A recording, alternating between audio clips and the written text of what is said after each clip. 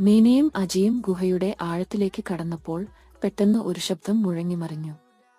അപ്രത്യക്ഷമായ മതിൽ പിന്തിരിഞ്ഞ് അവർക്കു മുന്നിൽ ഇരുണ്ട ഒരു പാത തെളിഞ്ഞു. അകത്തേക്ക് കടന്നപ്പോൾ ഭീതിജനകമായ ഒരു കാവൽ പ്രതിമയുടെ കണ്ണുകൾ തിളങ്ങി. അജയ് അതിനെ തടയാൻ ശ്രമിക്കുമ്പോൾ മീന അപകടം മനസ്സിലാക്കാതെ ഒരു പാറയുടെ മേൽ കാൽ വെച്ചു. അപ്പോഴേക്കും ഗുഹയുടെ നിലം മാറി അവർക്കു കീഴെ വലിയ ഒരു അടുക്കൾ തുറന്നു. അവർ മുന്നോട്ട് കടന്നപ്പോൾ ഒരു പ്രാചീന പ്രതിമയുടെ കയ്യിൽ ഒരു സ്വർണ്ണ ചാവി കണ്ടു. അത് തൊടുമ്പോൾ മതിൽ പൊളിഞ്ഞു. മുൻപിൽ ഒരു വലിയ നിധിപ്പെട്ടി.